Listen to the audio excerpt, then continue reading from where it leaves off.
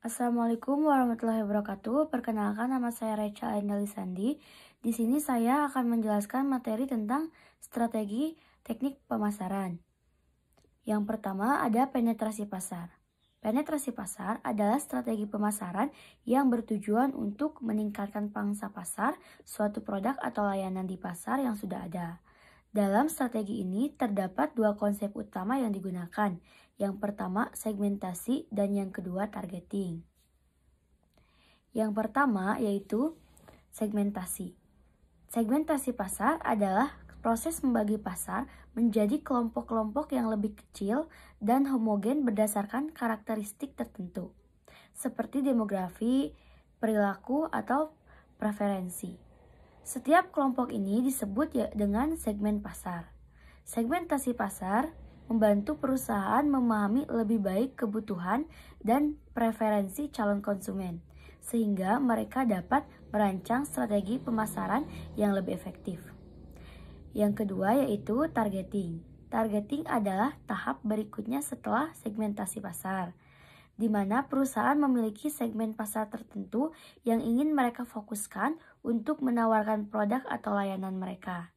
Targeting dilakukan dengan mempertimbangkan potensi keuntungan, ukuran pasar, tingkat persaingan, dan kemampuan perusahaan untuk membagi kebutuhan segmen tersebut. Yang kedua yaitu pengembangan pasar.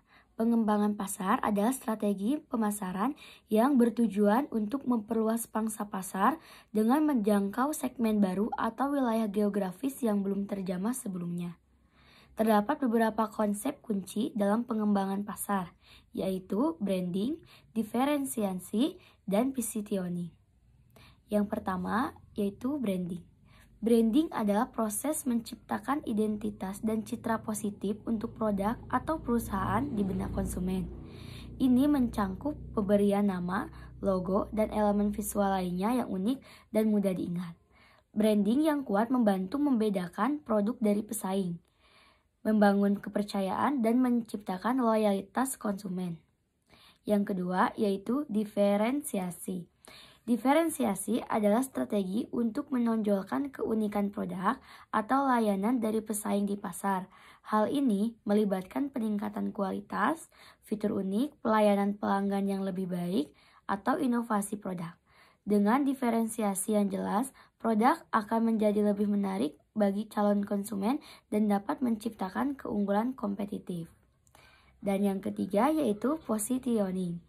Positioning adalah cara perusahaan menempatkan produk atau mereknya di benak konsumen dalam kaitannya dengan pesaing. Tujuannya adalah untuk menciptakan persepsi yang diinginkan di kalangan target pasar dan bermanfaat. Positioning membantu mengarahkan pesan pemasaran dan komunikasi agar sesuai dengan citra yang diinginkan. Kemudian ada pengembangan produk. Pengembangan produk yaitu strategi yang menekankan pada peningkatan mutu dan lain-lain dari produk yang dipasarkan perusahaan saat ini dengan sasaran pasar yang dituju. Kemudian strategi pengembangan produk akan menyangkut pasar dan produk secara langsung, dan jika situasi pasar yang telah ada memungkinkan bagi produk baru, maka strategi pengembangan produk dapat dilaksanakan.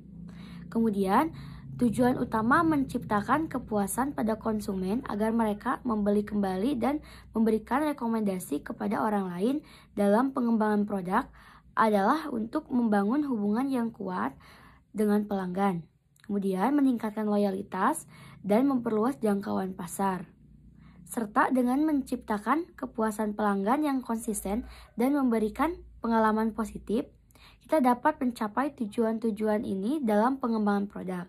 Memahami bahwa pelanggan adalah aset berharga dari memberikan perhatian khusus pada kebutuhan dan keinginan mereka agar membantu mereka untuk membeli kembali produk atau yang dipasarkan di perusahaannya.